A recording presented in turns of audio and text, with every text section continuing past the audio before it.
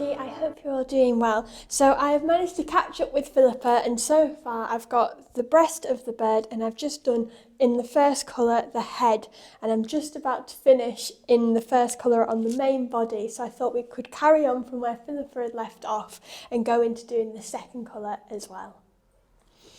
So I've just put the final stitch in here, which I managed to get the right angle. I did struggle, I have to say. I was following Phillipa's wedging technique and I struggled a little bit to get it the right direction, but I managed it eventually, and I managed it quite well on the head. It was just as we were doing that real big change of direction here where I slightly struggled. So I've done a long stitch there, so these are all the same direction at the moment, so we don't have to do a wedge stitch. So we're doing nice. I think my frame, my linen may just need slightly stretching. So I've just tightened the linen a bit, so it's got that nice drum, is it a drum effect type thing that Phillipa always says that you need. So I'm hoping that that's tight enough. You get that lovely sound of the needle coming through. So that's a long one and a short one. I'm just going to check the stitch instructions just to keep an eye on the direction of the stitch as well. I found that really useful using those guides, just so you've got a good idea of where to go. And I'm making sure that I'm keeping this bit nice and short as well. So I'll do a long one.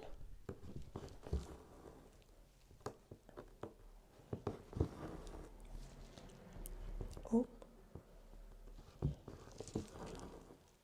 And I've accidentally got quite a big gap there, so we'll just do another long one in there.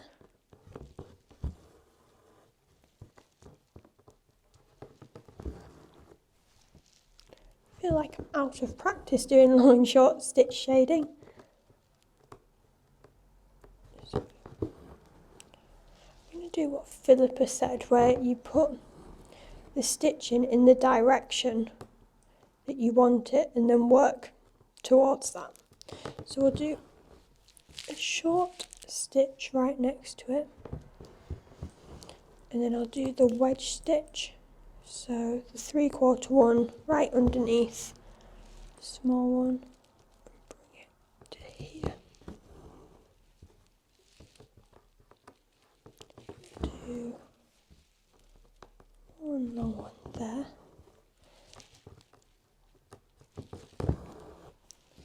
And a short one. I'll just move that piece so I can see it.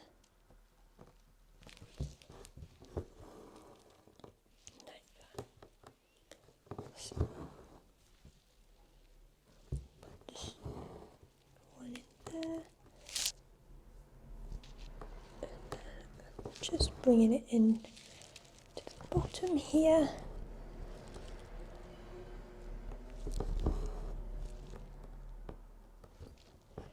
I found that with this thread I'm doing it much smaller and delicate. I don't know if it's just because the designs may be small and the threads are more delicate, but I feel like I am being neater with this one, which is quite nice. I'm just going to put one more small one in here. And then that's our first colour done. So we're going to move on to the second colour, which when we look at the stitch chart is in CA, which is the caramel colour. So I've got my second colour, and I'm just going to start where Phillipa had us start with the head. And it's you come in up through and then following the direction of our other one. We'll have that as a short stitch.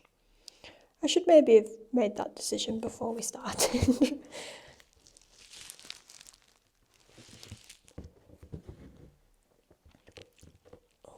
I've just realised we'll have to do the wedging.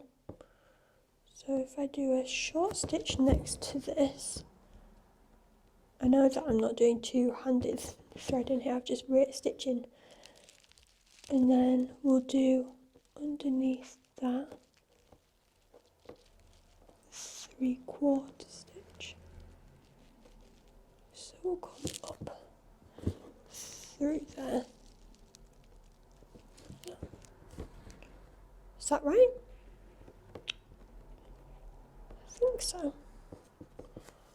I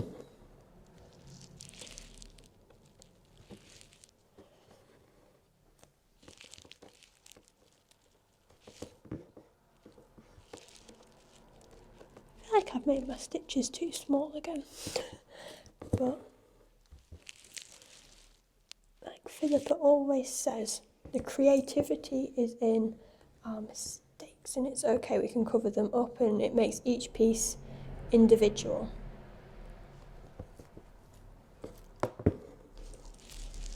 So I'm just gonna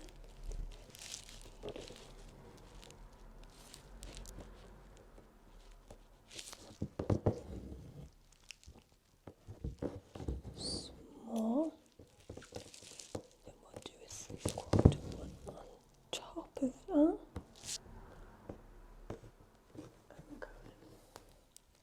When you look at the illustrations in the instructions though, they are very small stitches, so I think I am doing it right.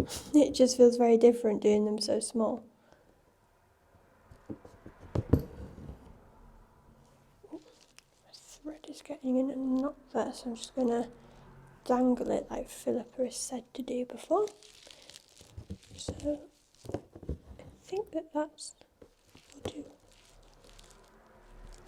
a 3/4 one in there just because. So that's that bit. So I'm going to start working my way back down here now. So I'm just going to be coming down now into the main part of the body. So our stitches are getting a bit bigger now, so that's nice.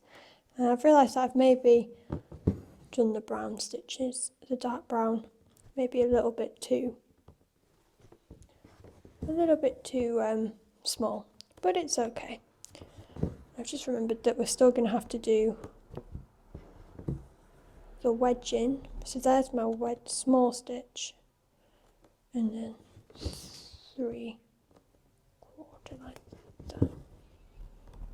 But we've got a gap there, so that's not worked very well.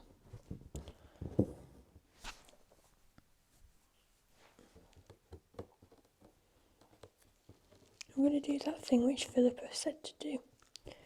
I'm going to come up there and then lay that there, like that, so the needle will want to go in to there, like that. So I just need to fill this bit in now. So if I do a small stitch, and then a wedge stitch, that, and then you can see now why I may have had some difficulties doing the wedge stitch. I should maybe have watched Phillipa's video a few more times just to make sure I got it right. I'm going to do it like this and then fill in the gaps. I think that's maybe my best option.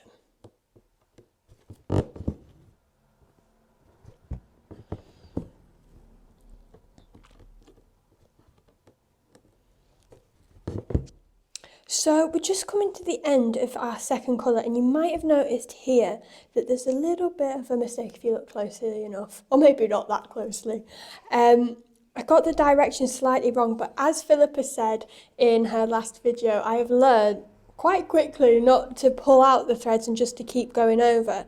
So I'm going to finish this little bit off and then see how it looks, and maybe try and work it a little bit more so it looks neater.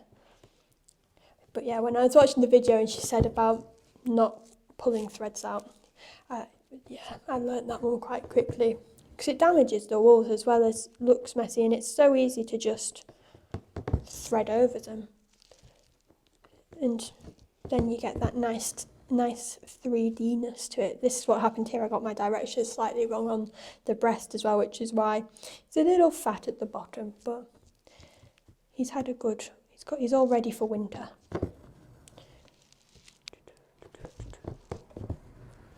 So, it doesn't help that I'm maybe not following the direction of the stitches that I did, mainly because I didn't get them quite right. So maybe if I just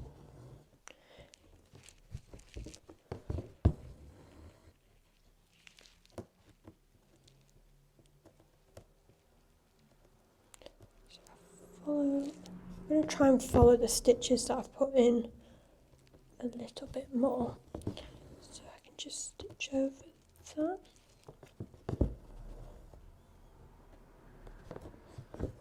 Oh.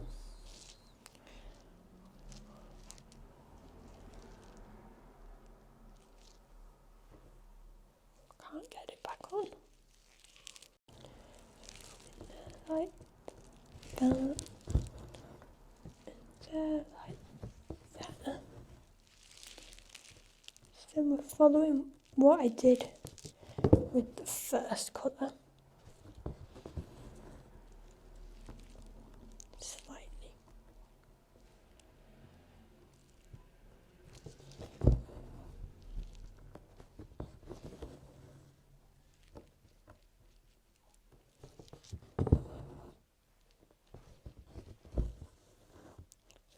Long stitch. I can make a nice long one up into here.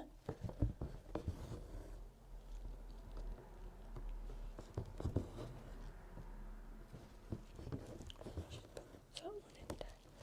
And I can put a nice short one in there.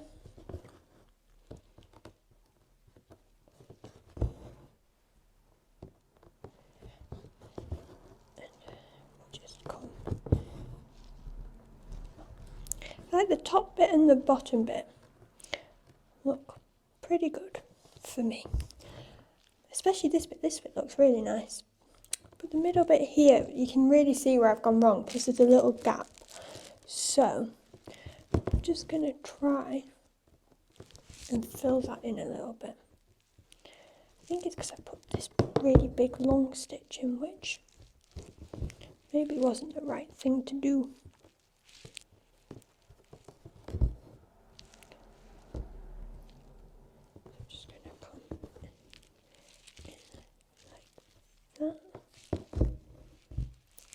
Using my thread again. I think that's already made it a bit better. It's when you know when you've made your own mistake and other people probably can't notice as much as you can. Yeah, that looks better. I'm just going to put a bit of a more gradual one in here. I think it maybe just changes the angle too drastically. So I'm quite pleased with that. So I'm just going to put a little seeding stitch in. I'll put one in there. And I'll put one in with all my other seeding stitches here.